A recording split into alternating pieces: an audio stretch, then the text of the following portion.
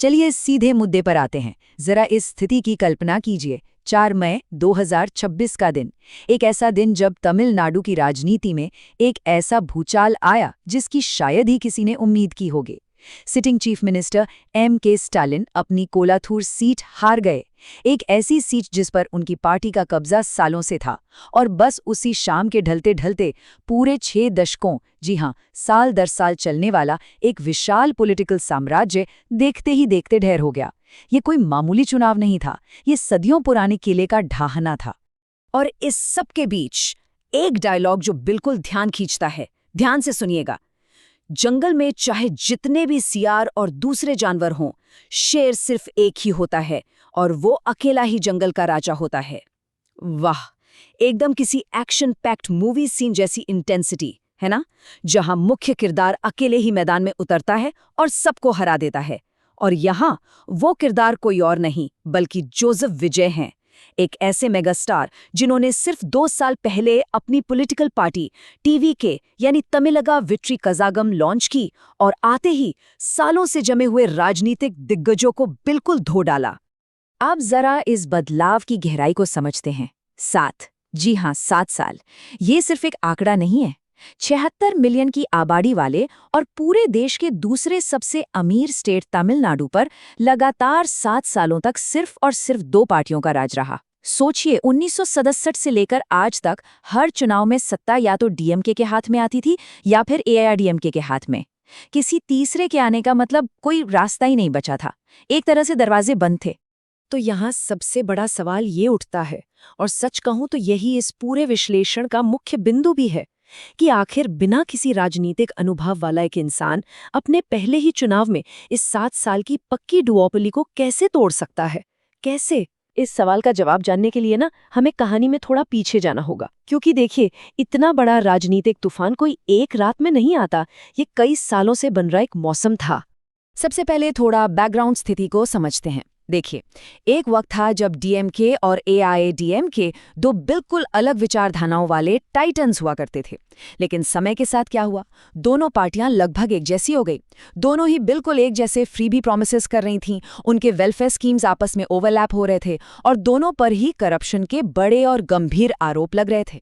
अब आप ही सोचिए, जब 2 पार्टियां बिल्कुल एक जैसी हो जाती हैं तो वोटर के सामने विकल्प तो खत्म हो जाते हैं ना। इसी वजह से पावर सिस्टम के बिल्कुल टॉप पर एक बहुत बड़ा वैक्यूम यानी खालीपन बन गया, और इसी चीज ने एक बाहरी चुनौती देने वाले के लिए मैदान पूरी तरह साफ कर दिया, जो आकर सीधे जनता से ये कह सके कि भाई साहब, मैं भ्रष्ट नहीं हूं और मैं इन सबसे बिल्कुल अलग हूं। और इस बदलाव का नतीजा क्या रहा? 35% वोट, जी हां, 35% वोट और 234 में से 108 सीट्स। विजय ने अपने पहले ही अटेम्प्ट में ये नंबर्स हासिल कर लिए। ये कोई छोटी बात नहीं है। इस परसेंटेज ने एक बहुत ही लेजेंडरी 49 साल पुराने रिकॉर्ड को तोड़ दिया।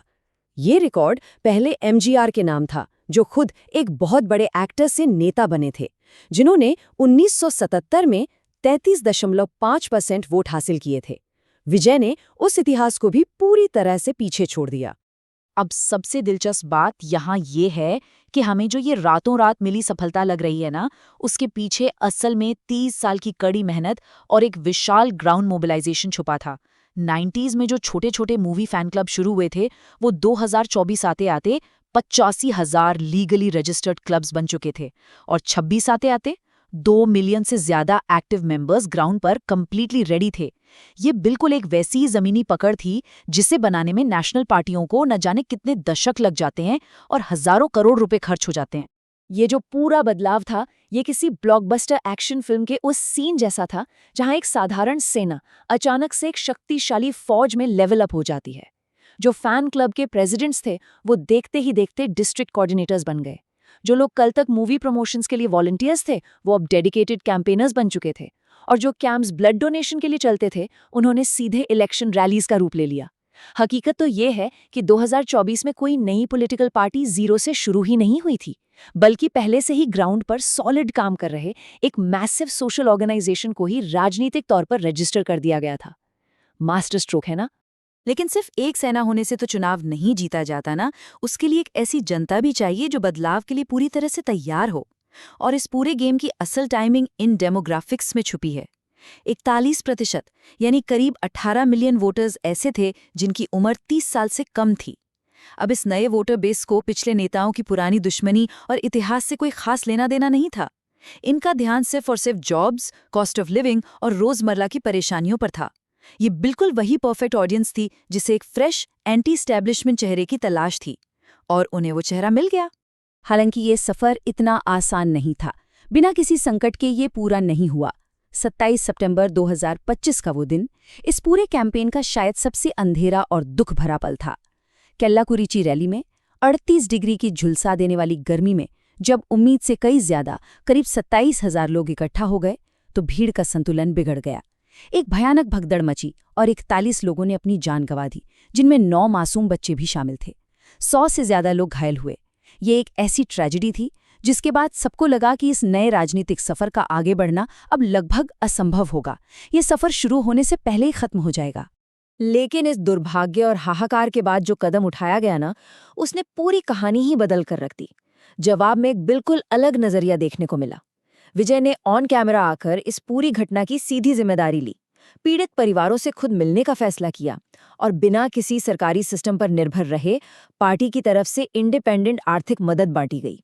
जरा सोचिए, पिछले कई दशकों से जहां हमेशा नेता ऐसे डिजास्टर्स के समय जिम्मेदारी लेने से बचते आए थे, वहां एब्सोल्यूट अकाउंटेबिलिटी दिखाकर इस ट्रेजेडी को एक टूटते हुए ट्रस्ट से निकालकर एक मजबूत विश्वास में बदल दिया गया।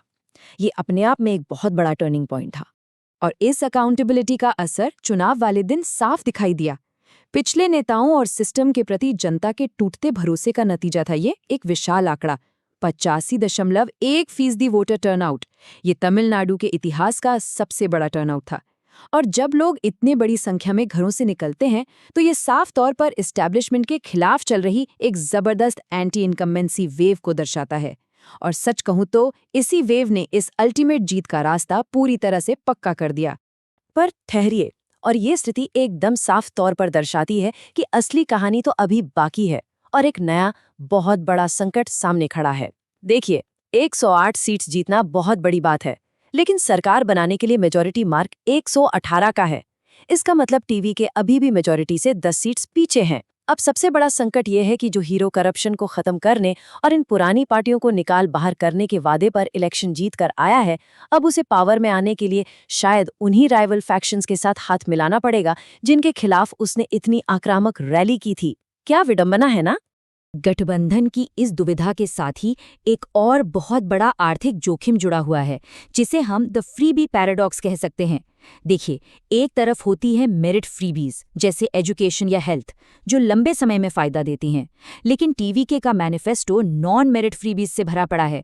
गरीब दुल्हनों के लिए 8 ग्राम सोना, महिलाओं के लिए 2500 रुपए महीना, 6 फ्री LPG सिलेंडर्स और स्कूल जाने वाले बच्चों के पेरेंट्स को 15,000 रुपए सालाना।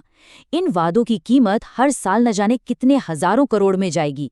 एक ऐसी नेता और पार्टी जिसका गवर्नेंस में पहले का कोई एक्सपीरियंस नहीं है, उनके द्वारा इन मैसिव फाइनेंशियल वादों को निभाना स्टेट के ऊपर एक भयानक आर्थिक संकट भी ला सकता है।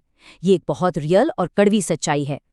तो इन सब बातों को समझने के बाद अंतिम सवाल जो आपके और मेरे मन में आना चाहिए वो ये है, क्या इलेक्शन जीतना सच में इस पूरी कहानी का सबसे आसान हिस्सा था? आगे आने वाले 18 महीने ये तय करेंगे कि क्या इन बेहिसाब फाइनेंशियल वादों का बोझ एक नए और सफल लेजेंड को जन्म देगा या फिर ये पूरे साम्राज्य को बैंकक्रप्ट यानी दिवालिया कर देगा। कहानी अभी पूरी नहीं हुई है। इन आंखों देखी और जमीनी हकीकतों पर गौर करते रहना बहुत जरूरी होगा, क्योंकि सच में असली परीक्षा तो अब शुरू होती है।